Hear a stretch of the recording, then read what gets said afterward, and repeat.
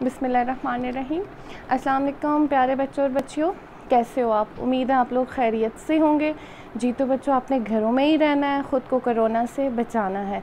बच्चों, पिछला चैप्टर हमारा जो सबक अपनी मदद आप था वो बिल्कुल मुकम्मल हो गया था। अभी हम नया चैप्टर शुरू कर रहे हैं। नए चैप्टर के मुसन्निफ़ जो हैं वो हैं मौलवी ज़काउल्लाह। ठीक है, आज हम इनका जो तहारुफ़ है वो पढ़ेंगे और साथ ही सबक के जो अहम नुकात हैं वो हम पढ़ेंगे। आप लोग बच्चों अपनी किताब का सफ़ा नंबर जो 10 है वो निकाल लें। जी बच्चों, किताबें खुल गई आपकी, सफ़ा नंबर 10 निकाल लें। जी, मौलवी ज़काउल्लाह, ठीक है, तहारुफ़ है इनका, सफ़ा नंबर 10। अब देखें जी, मौलवी ज़काउल्लाह की पैदाइश 1832 में हुई। अभी 1832 यानी 1832 में हुई। ये बच्चों आपका MCQs भी आ सकता है, ठीक है, बन सकता है। फिर इनकी वफ़ात नवंबर 1910 में हुई, यानी कि 1920 में जो है इनकी वफ़ात हुई। ये भी बच्चों आपका MCQs आ सकता है। आगे है, मौलवी ज़काउल्लाह दिल्ली में पैदा हुए। अब दिल्ली क्या है? हिंदुस्तान का एक शहर है। ये भी आप MCQs में आ सकते हैं कि मौलवी ज़काउल्लाह दिल्ली में पैदा हुए, रामपुर में पैदा हुए वगैरह, जो भी फिर सही ऑप्शन दिल्ली होगा तो इस तरह से MCQs बन सकता है। फिर आपके वालिद का नाम सनाउल्लाह था। अब ये भी MCQs है कि वालिद का नाम क्या था। देखें, अभी एक लाइन में से मैंने आपको कितने MCQs बता दिए, 4 MCQs। 12 वर्ष की उम्र में दिल्ली कॉलेज में दाखिल हुए। ये भी इम्पॉर्टेंट है कि कितने वर्ष की उम्र में मौलवी ज़काउल्लाह जो है वो दिल्ली कॉलेज में दाखिल हुए। यहाँ मौलवी मोहम्मद हुसैन आज़ाद और डिप्टी नज़ीर अहमद का साथ हो गया। मौलवी मोहम्मद हुसैन आज़ाद कौन थे? मजमून निगार थे, इंशा परदास थे। मौलवी मोहम्मद हुसैन आज़ाद का आपने आई थिंक 9th या 10th में चैप्टर पढ़ा होगा, इंसान किसी हाल में खुश नहीं रहता, वो वाले मौलवी मोहम्मद हुसैन आज़ाद हैं। फिर आगे सेकंड ईयर में आके भी आपको इनका एक चैप्टर पढ़ना होगा। फिर डिप्टी नज़ीर अहमद नावल निगार थे, ठीक है, इनको उर्दू का पहला नावल निगार भी कहा जाता है। इनका भी आपने आई थिंक 9th या 10th में वो तौबा तुन्नसू सबक पढ़ा होगा, ठीक है। तो क्या हुआ, ये इनके मौलवी मोहम्मद हुसैन आज़ाद के मौलवी ज़काउल्लाह के इन दोनों के साथ क्या थे? अच्छे तल्लुकात थे। इन तीनों में बहुत बड़े तल्लुकात पैदा हो गए। मौलवी ज़काउल्लाह को रियाजी से ख़ास मुनासबत थी। अब रियाजी मैथ्स को बोलते हैं, हिसाब जो होता है उससे ख़ास मुनासबत थी, यानी कि निस्बत थी, यानी कि मैथ्स इनका फेवरेट सब्जेक्ट था।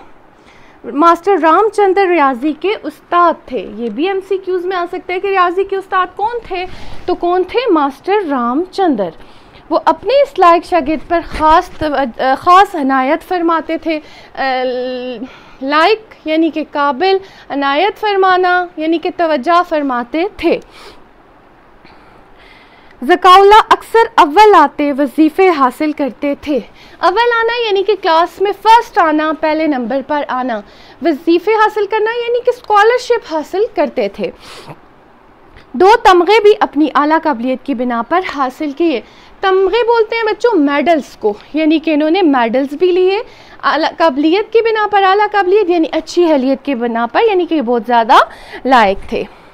तालीम से फारिग होकर इसी कॉलेज में मुहल्लम रियाजी मुकर्रर हुए, यानी जिस कॉलेज में इन्होंने पढ़ा उसी कॉलेज में मुहल्लम बोलते हैं उस्ताद को, यानी कि रियाजी के उस्ताद जो थे ये मुकर्रर हो गए थे। फिर आगरा कॉलेज में 7 साल तक उर्दू और फ़ारसी के मुहल्लम रहे। उर्दू और फ़ारसी क्या हैं? ये ज़ुबानें हैं। तो फिर 7 साल आगरा का, फिर ये भी MCQs में आ सकता है। कितने साल आगरा कॉलेज में रियाजी के मुहल्लम रहे? तो 7 साल आगरा कॉलेज में रियाजी के मुहल्लम रहे। 1855 में डिप्टी इंस्पेक्टर मदारिस हो गए। अब डिप्टी इंस्पेक्टर मदारिस यानी कि ये EDO जो होते हैं स्कूल्स की चेकिंग वगैरह, इन पर चेक एंड बैलेंस रखने वाले, तो ये फिर बन गए। ये भी आ सकता है कि कब डिप्टी इंस्पेक्टर मदारिस हुए, ये भी अपने पास अंडरलाइन कर दें MCQs के हिसाब से। 11 साल ये फ़राइज़ अंजाम देकर 1866 में नॉर्मल स्कूल दिल्ली के हेड मास्टर हुए। 3 साल के बाद ओरिएंटल कॉलेज की लेक्चरारी के लिए परवाना तकर्रुर आया। अब लेक्चर फ़राइज़ बोलते हैं खिदमात को, लेक्चरारी यानी कि उस्तादी, परवाना तकर्रुर आया यानी कि वो जो अपॉइंटमेंट लेटर होता है, जॉब के लिए बुलावा आना। लेकिन इत्तेफाक से उसके साथ ही मेयर सेंट्रल कॉलेज इलाहाबाद की प्रोफेसरी भी उन्हें पेश की गई। उन्होंने इलाहाबाद को तरजीह दी, और इलाहाबाद क्या है, हिंदुस्तान का एक शहर है, ठीक है। और 15 साल इसी कॉलेज में फ़ारसी के प्रोफेसर रहकर 1885 यानी 1885 में पेंशन हासिल की। अब पेंशन क्या होता है बच्चों? पेंशन नौकरी ख़त्म होने के बाद जो फ़ंड मिलता है, ठीक है, उसे पेंशन बोलते हैं। फिर उम्र के बाकी 24 साल खाना नशीन रहकर तसनीफ़ व तालीफ़ में गुजारे। खाना नशीन यानी अलग थलग घर में ही रहकर तसनीफ़ व तालीफ़ में गुजारे, यानी कि लिखने पढ़ने में जो है, फिर इनकी जो उम्र के बाकी साल थे इन्होंने लिखने पढ़ने में ही गुजारे। उनकी खिदमात में डिप्टी नज़ीर अहमद का एक मजमून उनके मुतालिक रसाला तमद्दुन दिल्ली बाबत अगस्त 1911 में शाया हुआ था। इसमें मौलवी ज़काउल्लाह के बाज़ ख़ास हालात लिखे गए हैं, यानी कि जो नज़ीर अहमद ने मजमून शाया करवाया था उसमें उनकी ज़िंदगी के कुछ ख़ास हालात लिखे थे, और यहाँ पे उसका एक पैराग्राफ बताया है, ठीक है, जो पूरी उनकी ज़िंदगी का निचोड़ है।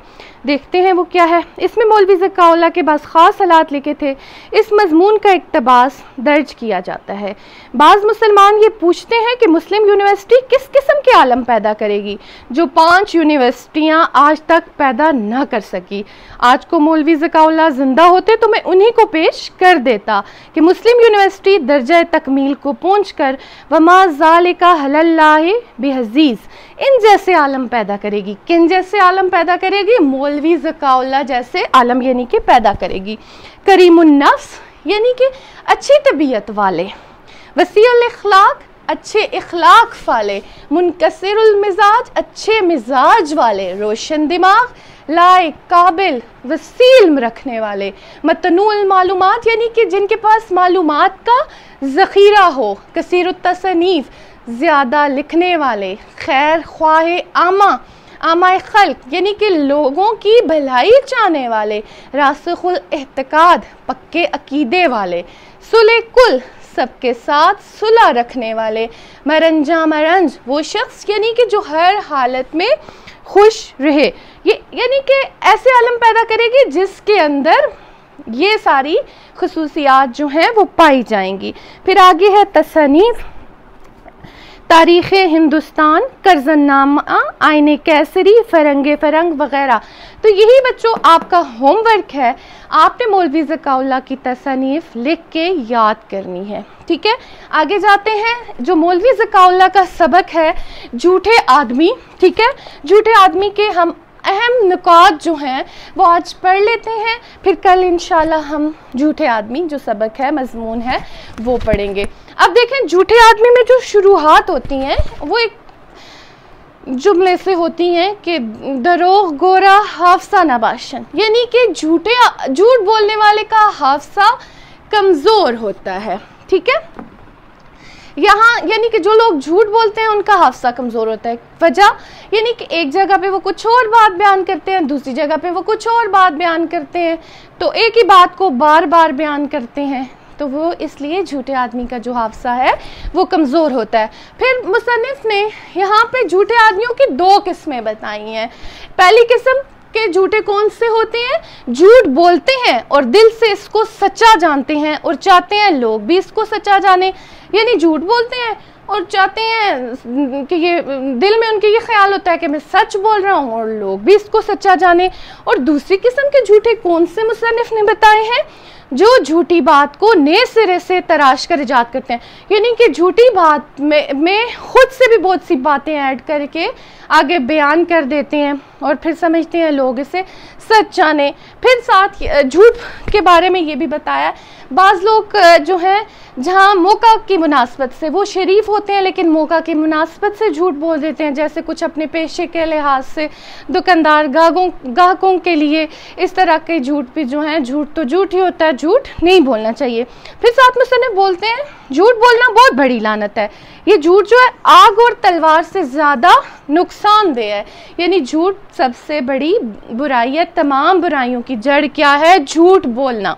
फिर कहते हैं कि अक्सर एक और अहम बात बताइए कि अक्सर वालिदैन जो होते हैं अपने बच्चों को अपने बच्चों को वैसे ही शरारतों पे सज़ा देते हैं जो मासूम शरारतें होती हैं, तो बच्चों को मासूम शरारतों पे सज़ा नहीं देनी चाहिए।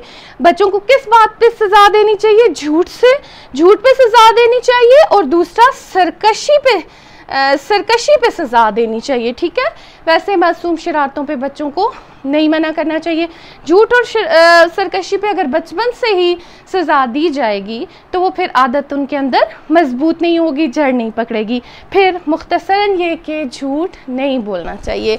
ये थे बच्चों इस सबक के अहम नुकात, आपको समझ आ गई होगी।